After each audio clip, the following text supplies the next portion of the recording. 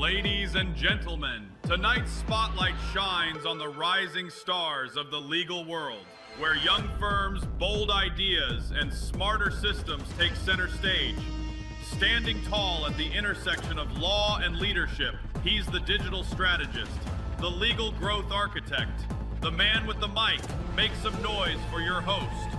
This is Legal Currents with Will McCreight. All right, welcome back to another episode of the Legal Currents podcast. Today we have a very, very special guest, somebody that I have had the pleasure of getting to know over the past couple of years, somebody I greatly admire, also one of the best looking people that you'll meet in the space, not just saying that because people call us twins. The founder of LegalFlare, Chris fucking Rose. Chris, thanks for joining. Hey, Will. Before we begin, I knew about your podcast before I knew you, and so this is a moment for me. Like I one day hope to be on your podcast even before we'd become friends. So I really appreciate you inviting me. That's great to hear. I'll slip you $20 that I promised for that after the show. Yeah. Well, Chris, you are somebody who there's no way for me to like properly introduce you. You are like that incredible of a person. Let's start by just tell everybody a little bit about who you are. I know you have a really cool journey, but first, why don't we start by just giving everybody sort of a summary of what you guys do at LegalFlare. So Chris fucking Rose, we are the referral firm. We take all of the cases, all of the leads that other firms would turn down because they can't take them for case type or jurisdiction, or they need to refer them out into litigation. They don't have those partners. We take all of that. We manage all of those referrals. And that way, most people don't realize, they think of mailbox money. You know, you send out these leads and like you just get money in return. No, that's not true. Like case referrals are fucking hard, man, because you got to administration compliance, you got to babysit all these lawyers, make sure that they're following up on everything. And so LegalFlare takes care of all of that. So we really try to make mailbox money an actual thing. Yeah. And it's something that I just see time and time again to be such a huge opportunity for firms. And something that I thought was really cool is I know you have talked about how LegalFlare is really set up more as a law firm than anything else. Tell me a little bit more about kind of the thought process behind that. Yeah. So when I worked in sales and marketing, I worked for Steno for a few years, and they had this pretty cool payment option, deferred payments. It was basically depositions on contingency.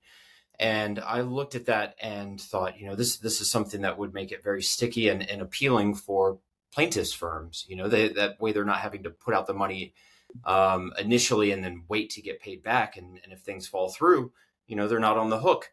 And so as I was coming up with this business idea, it occurred to me that, you know, I am a lawyer.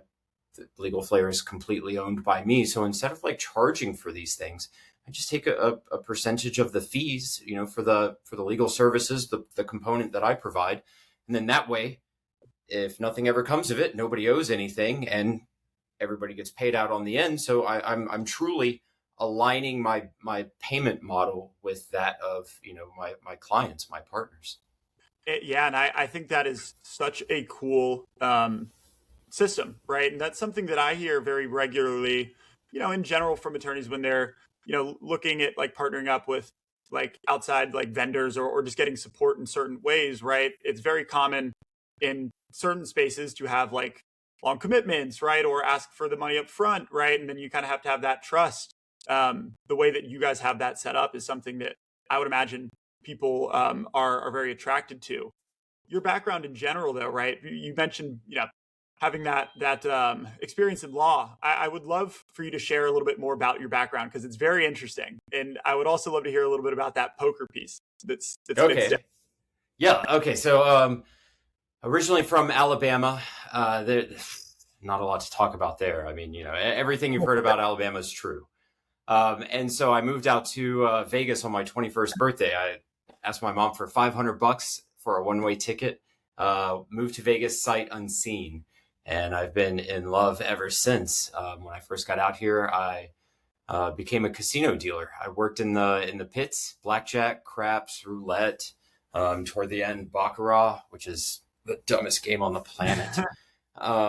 And so I did that for a while. I was a professional poker player for 2 years, and that taught me a lot. Not only about people, it taught me a lot about myself.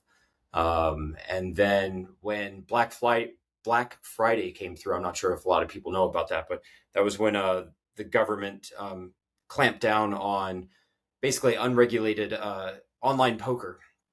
And so everybody's funds were frozen, mine included. So it was basically like they shut down my business. And then that's when I had to have a come to Jesus moment and decide that, maybe playing poker and video games and smoking weed all day wasn't the way to go. I should probably go out and become an adult.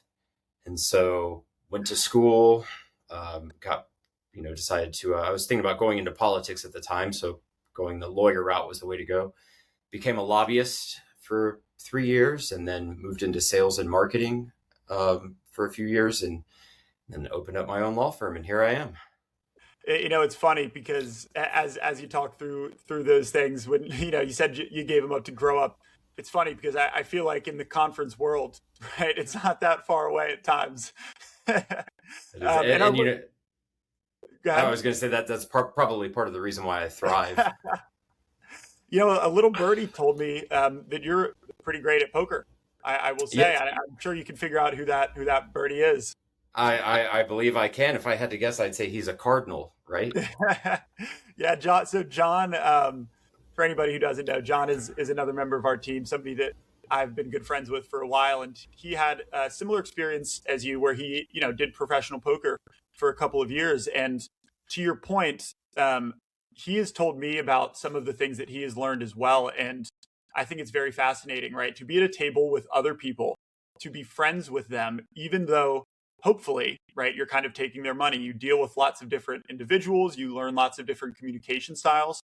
Have you felt that translate kind of to your current role and like involvement in these cases when they're being referred? So let's, I mean, that kind of maybe mixes two things a little bit. So I'll separate this. On the case side, I've got my system. Like everything is intelligently routed. All of that is essentially automated, built on, solutions. And so I'm not looking at the cases unless there's something special that requires attention, decisions, things like that. More marketing yourself though, right? Oh, yes. Promoting the brand, yeah. Exactly. So when it comes to, so we'll go to the other part. What did I learn playing poker? We'll start with what it means to compete with other people. I learned to be very, very sensitive to gestures, to people's actions.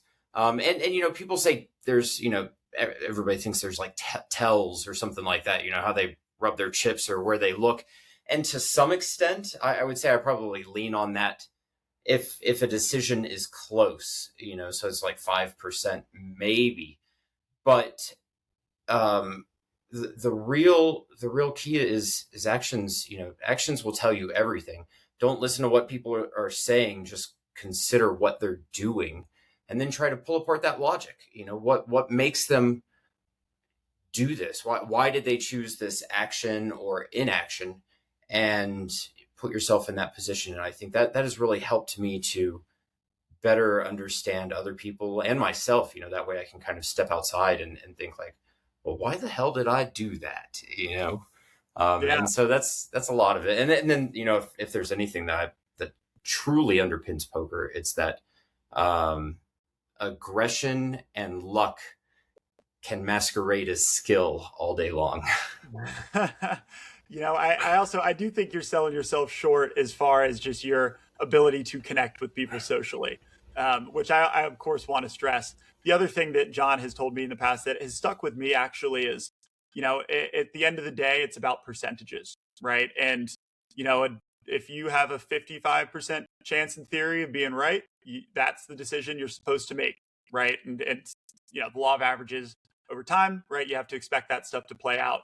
And that's something that I've always found super interesting. One thing that I noticed that you spoke about, you said that that the founding thesis, essentially every time a law firm declines a lead, they lose value, right? And I think you actually put a number behind it, I believe, something close to like 3% or so, and the overall conversion rate of leads that other firms have already declined. Could you expand upon that a little bit and tell me if there's anything else that I'm missing regarding that? No, you're exactly right. It all depends on the quality of the firm's intake, the quality of their marketing, and so we'll start at the start. What's coming in, and depending on the marketing, are you targeting your audience well enough so that you're only getting the type of leads that you want? Because if a PI firm is getting like a lot of employment law leads, well, then it kind of begs the question, like, how good is your marketing really? Which that benefits me, of course.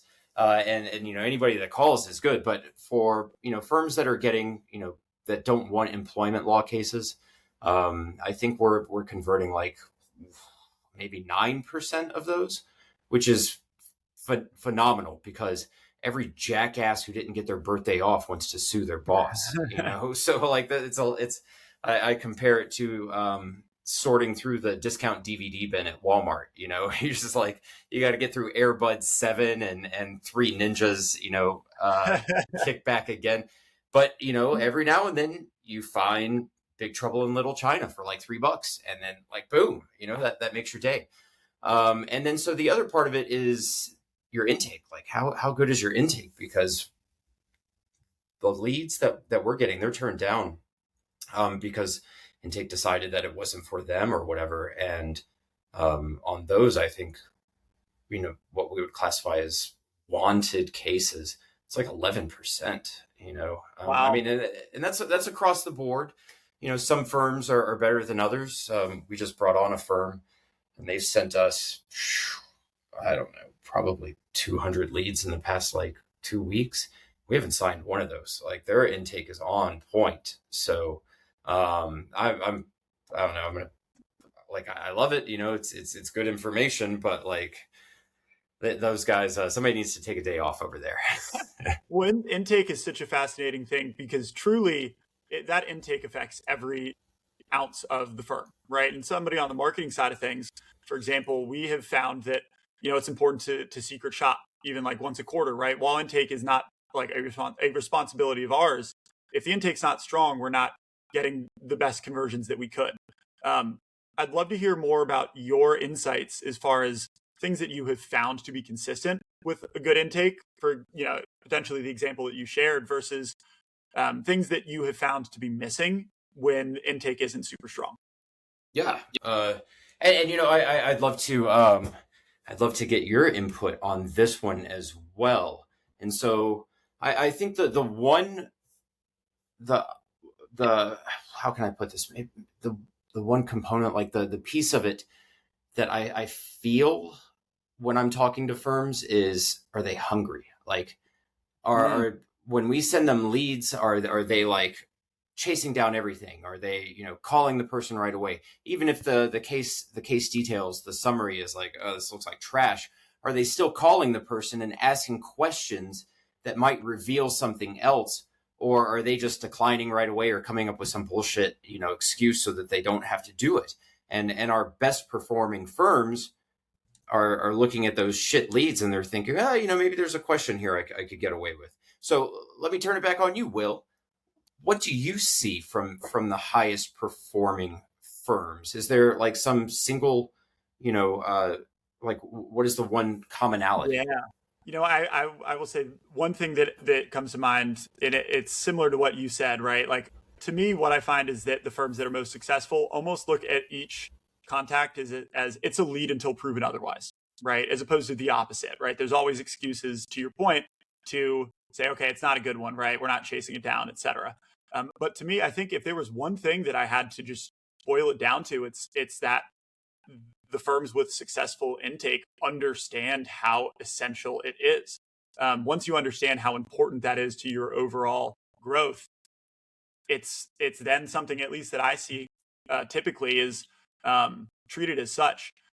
One thing that you talk about as well that I would agree with is that intake is sales, right? The people that really treat intake like it should be, they tend to perform the best. And I know that one piece of that has become more and more popular in recent years is like the non-attorney salesperson, right? Or the non-legal salesperson, where it's, okay, we're bringing on this person because they know how to sell, they know how to close, and then we're bringing them in.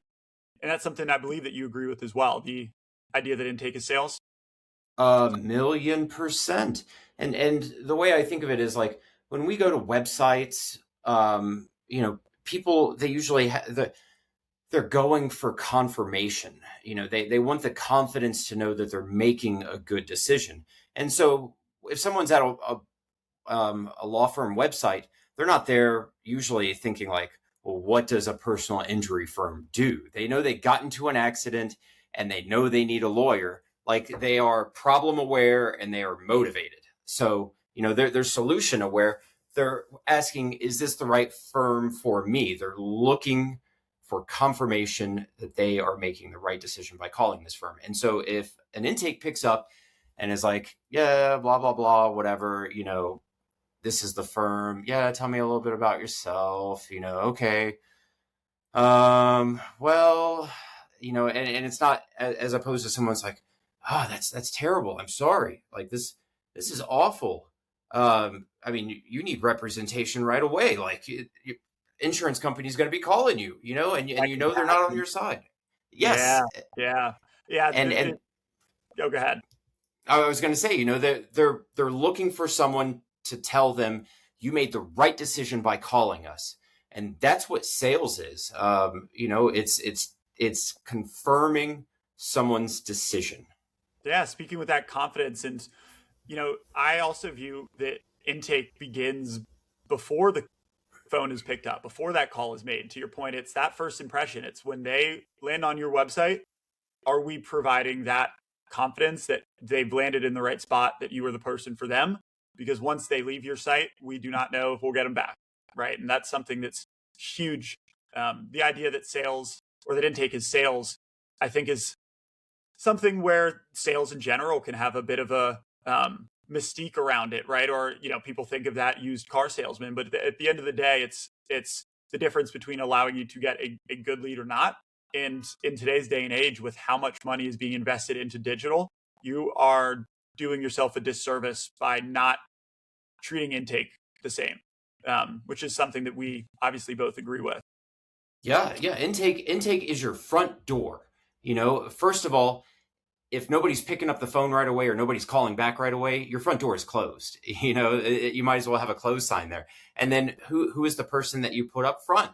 Like you want someone that's outgoing, preferably someone that's easy on the eyes, someone that's like going to engage people and make them think, oh, I walked into the right place. And, just like care about this a little bit. It's not easy. Lawyers aren't always good business people, or rarely business. It's not, and that's what makes part of the intake challenge so special, is because it is always evolving. You're always reevaluating, and if you have a star in that team and they go elsewhere, right, you are back to square one, and you're trying to get yourself right back built up. It's why it's that component that's just so important. And I'm wondering, one thing that I saw, actually, I'd like to ask you about this. Did I see that you hiked the Appalachian Trail? I did. Man, So it fucking tell us more sucked. about that. It was Yeah. terrible. So I dropped out. I dropped out of school. I had been. I was at Georgia State for a semester, and school just wasn't for me at that time. Like, I was bored. It just, all of my friends are like, meeting their, soon to be wives, they're talking about their careers. And I was like, man, I'm still like 8 years old at heart. And you want me to go out and like be an adult? This isn't going to happen. And so I really, if I'm going to be entirely honest, I kind of had a breakdown, and it was an existential crisis. And I decided that I needed to get away from everything that was anchoring me to the past, because all of these relationships you have with, friends, family, they never see you for who you are right now.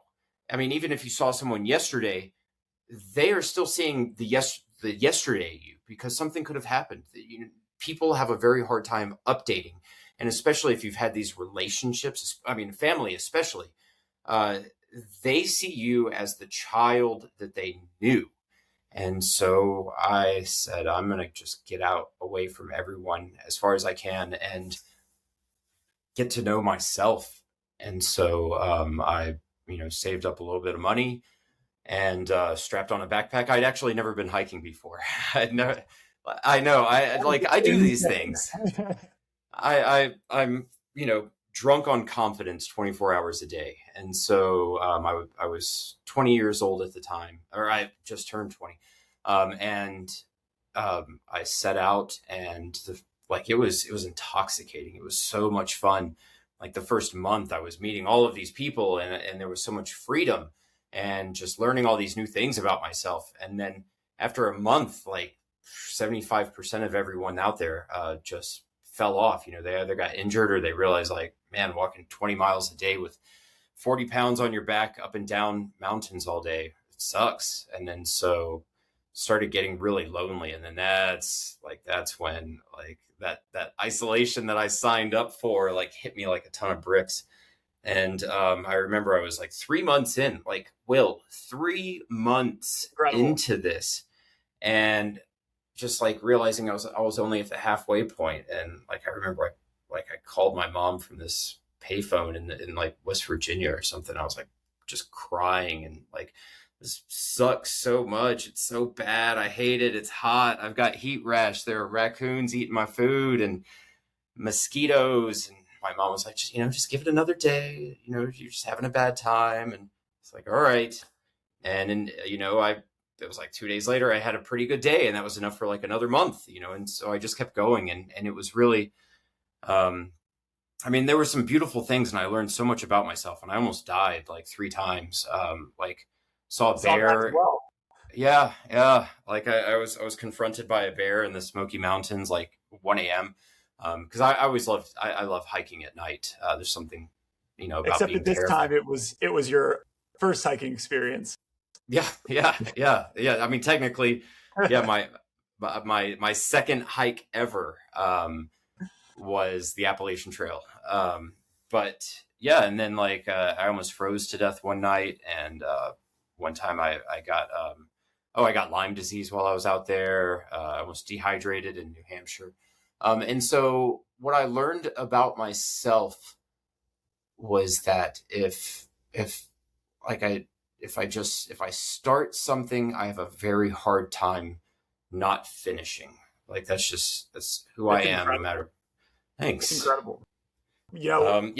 For everybody who's considering it, I will say, don't do it. It sucks.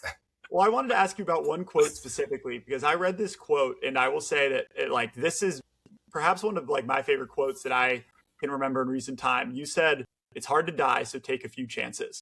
And I think that is such a cool quote. And I would imagine, right, because this was around 2020, if I am reading that correctly. How did that experience and even just the idea, right? It's hard to die, so take a few chances. To your point earlier, you just start going. How did that, if at all, inspire you to start what you're doing right now at LegalFlare? Oh, it's a good question. Yeah, it's I know that I'm always going to be fine, and it doesn't apply to everybody, but I've got far too many good things going for me, and even at my worst, I'm still going to be much better than most people. And then actually getting out there in the woods and seeing it. I mean, I say it's hard to die in terms of your body just keeps going. You keep waking up. You keep waking up. Those times when I really thought I was in serious trouble or something was about to happen. I still kept waking up, and so that's kind of given me the fool's confidence to believe that, I'm going to live forever. But you got to take those chances. And, that definitely helped me start LegalFlare. Going back to poker, what you said about if you've got a 55-45 edge, that 10%, is yours. And I was thinking about it a couple of years ago. And, if I look at myself, am I an above average capability person? I think so. Would I give myself at least a 55%, favorable outcome, expected outcome? I would say absolutely. And so if I really think about that, and I'm willing to like put all of my, go all in, like put my entire stack on a 55-45, why wouldn't I do that with myself? If I really believe in myself that much, just like throw all the chips into the middle and just, that just believe, that's what it comes down to. And if I failed, if that 45% came up, then, just, go back to the cage, get some more chips. Yeah. And I would argue that, another thing that you're selling yourself short on, right? Let's say you even had a 25% chance. You put your chips in the middle, you play the hand, and the other person across from you folds, right? Sometimes it's just making that action. It's just putting those chips in. That can be the biggest difference there. Something that I think is very cool.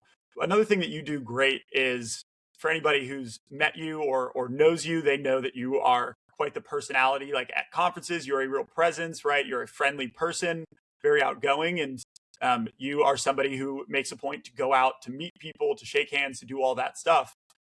How have you, if any, felt that in the business side of things, right? Because for me, when it comes to, things that you can do, that an attorney can do to compete, right? Before they have the resources to compete with a mega firm, for example, right? It's go to conferences, it's meet people, it's build these relationships. How have you seen that to benefit you or also maybe others? Yeah. I'm very fortunate, definitely being a casino dealer, for 15 years, that helped me to, when somebody would sit at my table, like I'm captive, and I'm working on tips. I'm trying to get this person to tip me when my job is to take their money. So I had to learn to engage people, to figure out like, what do they want to talk about? And so I'm really good at just peppering questions and figuring out like, do they want to talk about this? Do they want to talk about that? And just kind of like finding the topic. And then so I've leveraged that into my personal brand, because people want to be around other people who are charismatic, who are charming, who make them feel important. And that's what I love doing. I love just being around people and getting to know them. And if it's someone I genuinely am interested in, which is like 90% of all people, it's not hard for me to make them feel important, because in that moment, they really are important to me. I want to know all about them. John, our mutual acquaintance, John was, or I should say mutual close friend, said one of the favorite things I've ever said to him was, if you want to be interesting, be interested, because, everybody's favorite word is their own name. Like that's a fact. I mean, Chris fucking Rose, like I'll if I only had 3 words I could say.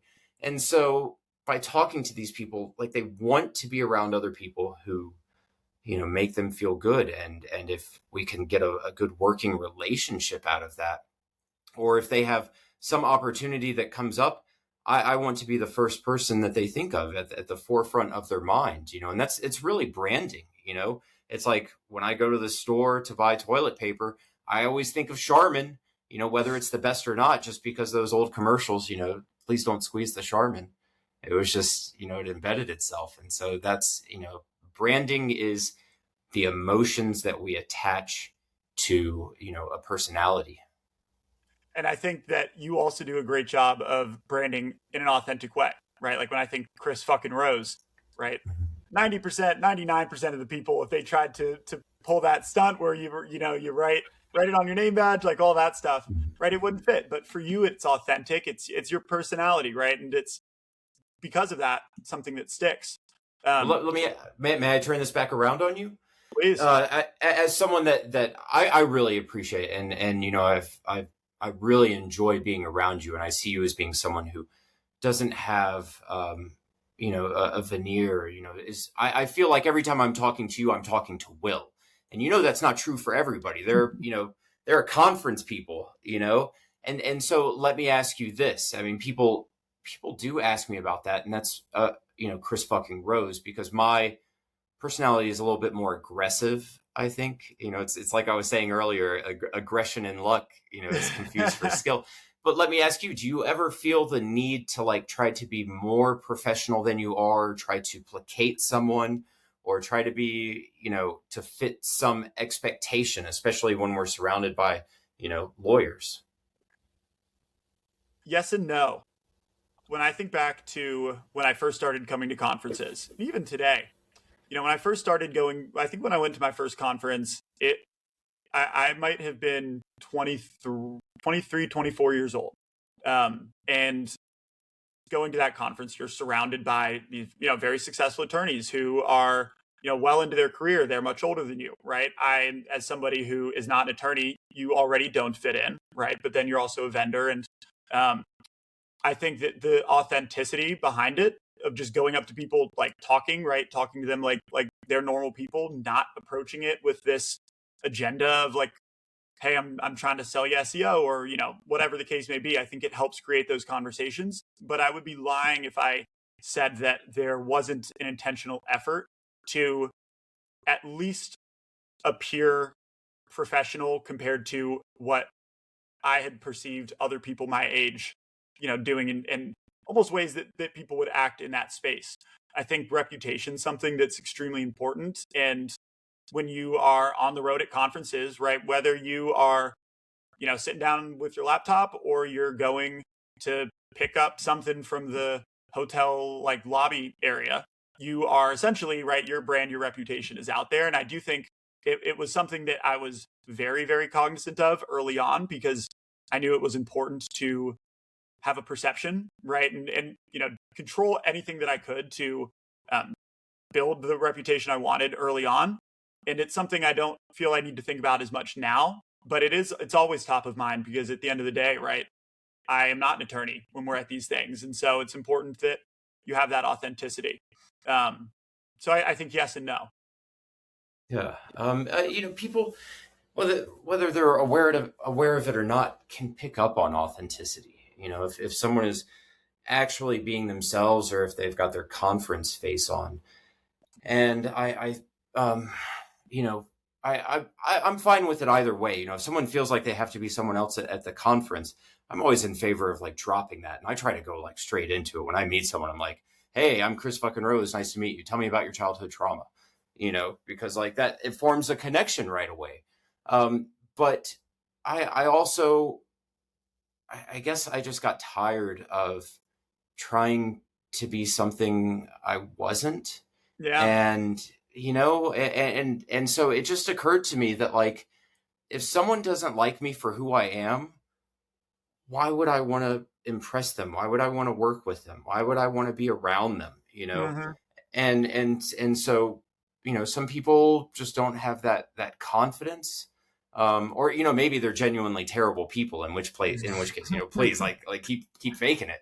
Yeah, but, keep faking it. But the other part is like I just got tired of trying to live by those other standards, because when I first came onto the scene, and oh man, if you'd seen me in law school, like I wore like a button up and a tie every day, and I really felt like I was trying to like set this image.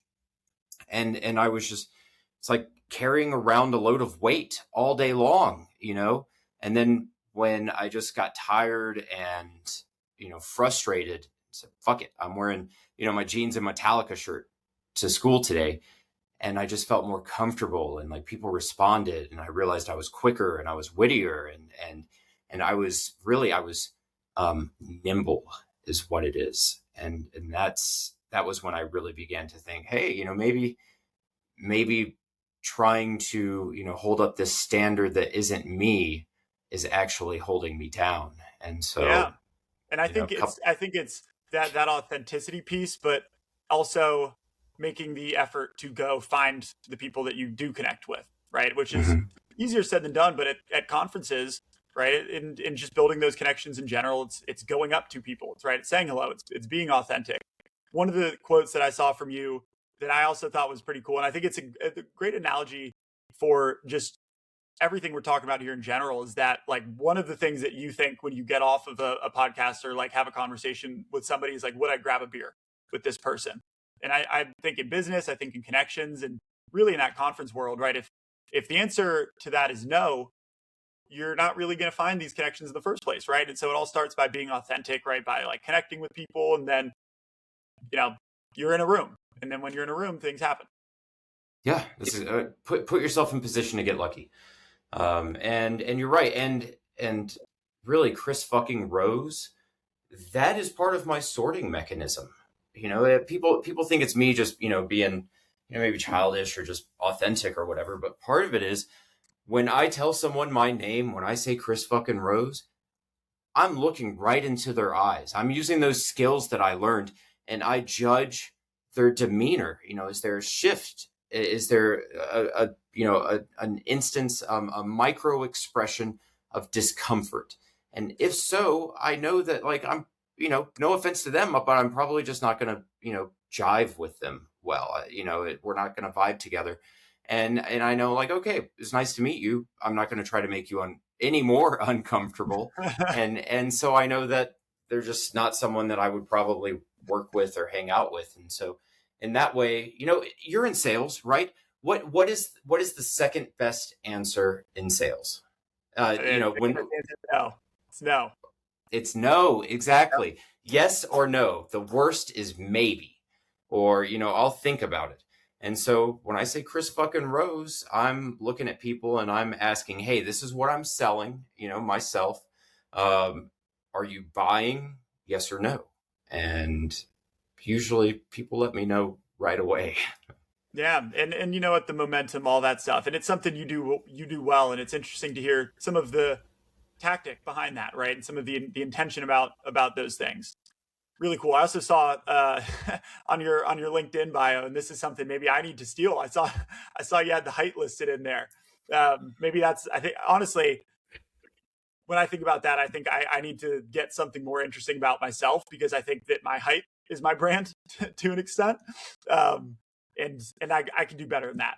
So the last thing I'll say, I would love, because as somebody who's seen, who's experienced every different side of a firm's experience that you possibly could, I would love to hear what you think the 1 to 2 lowest hanging fruit opportunities are that you typically see or ignored at any point in the experience. From the law firm perspective, like increasing revenue, something like that. If I'm an attorney, right? If I'm a lawyer and I go, what are the 2 lowest hanging fruit opportunities to grow my firm, to increase revenue that I might not be thinking about, or I might not commonly hear? Anything that comes to mind for you? Lowest, I would say, oh man, this is a good question, Will. Okay, lowest hanging fruit. First one is, if audit or just like speak to your intake people. That's the first thing. Like, what is it? Secret shop your intake. Like that's it. Like pick up the phone, pretend you're hurt, call your intake. I guarantee what you learn on that phone call will teach you volumes. And that's the easiest one, lowest hanging fruit. It will either be validation and confirmation, or it will be a wake up call. One phone call. That's all it is. The number 2, I would say, is systems. Like that's the, just think of everything in systems. Just what are you doing? What are you doing over and over? Is it written down? If you stepped out of the office for a week, is everything going to continue going down the same path, or are people just going to be vibing?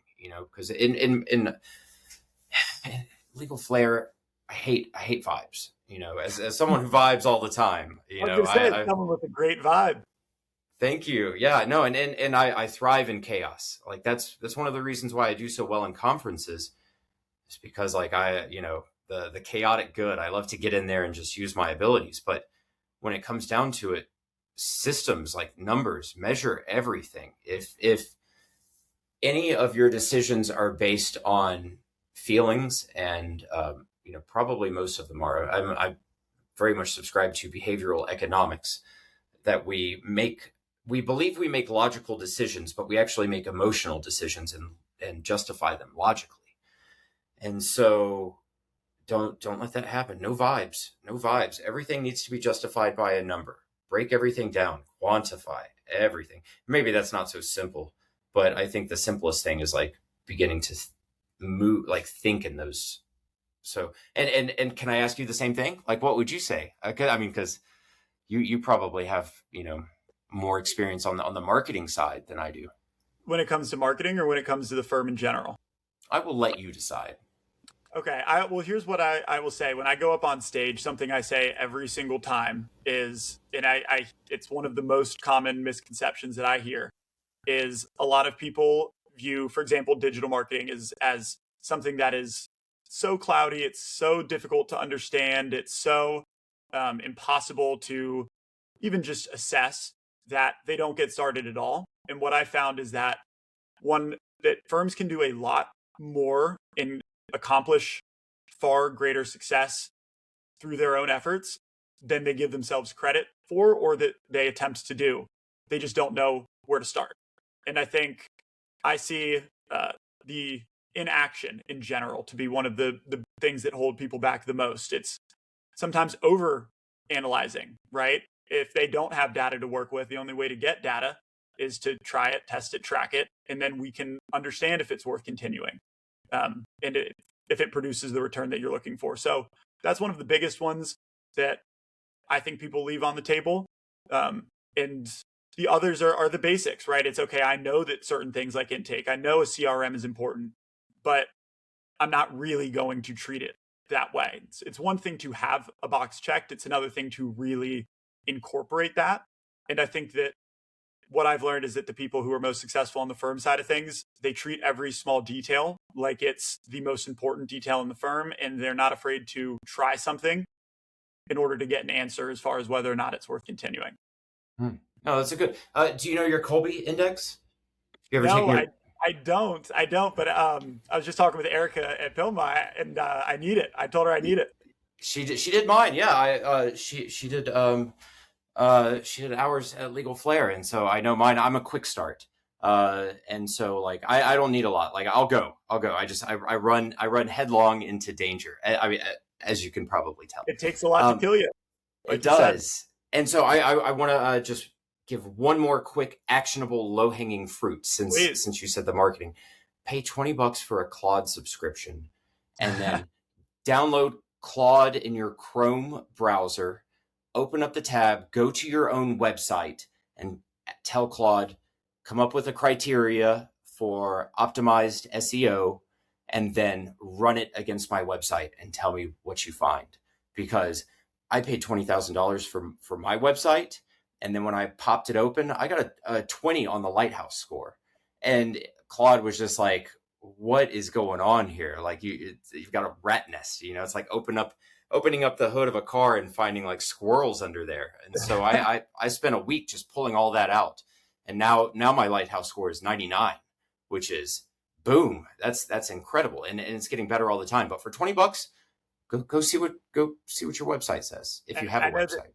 I know that you're fantastic with that stuff, which we could probably talk for hours about. One thing I will say there, because it's timely, I just got off a call with somebody yesterday who essentially took that approach. They did something to their Google business profile where Claude or ChatGPT was like, hey, go ahead and make this change. And they're at risk of getting suspended getting their business profile suspended as a result of it. So good. Also fact check it in general. The human once over. But I agree, right? There's information out there, and people can accomplish a lot more than they think they're able to by just being curious, by exploring, and by putting a couple minutes into it to figure it out, right? And I think that's no doubt a quality of yours that has contributed to your success and all of these cool things that you've done throughout the year that have led us to recording a podcast together. I guess tell everybody where they can find you. How can they connect with you? Where can they learn more about LegalFlare? What conferences will they see you at coming up? Yeah. Of course, chris.rose@legalflare.com. Anybody's welcome to shoot me an email. I try to go to a lot of conferences, but I've been building a lot lately. And it's the nature of contingent fee work that it takes a little while for these cases to start paying off. And so I've had to dial back on conferences, but I think the next one I'm going to is, or I know I'm going to, is Lawyer Growth Summit. That'll be a fantastic one. Maybe AAJ in Chicago. AAJ is such a pain in the ass. I appreciate everything they do, but as an organization, it's just like, give us more money. But I do love Chicago. And then, basically anytime Mike Morse throws a fireproof event, I try to go to those as well. They're all great. You find yourself at the fun ones, and living in Vegas, right? I'm sure there's a 50% chance anything out in Vegas will run into you.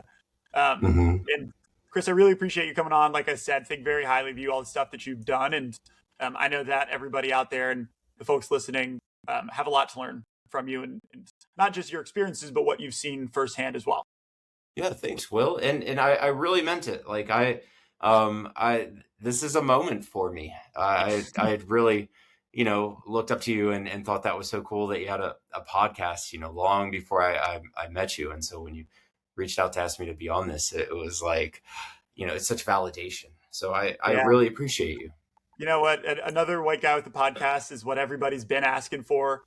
I was happy to add myself into the mix there, and I know for sure that you will have much better and more significant accomplishments in the future and historically as well than joining my podcast. But I'll be bragging about you being on it. I'm sure already am. So appreciate it, Chris. Same. Yeah, please.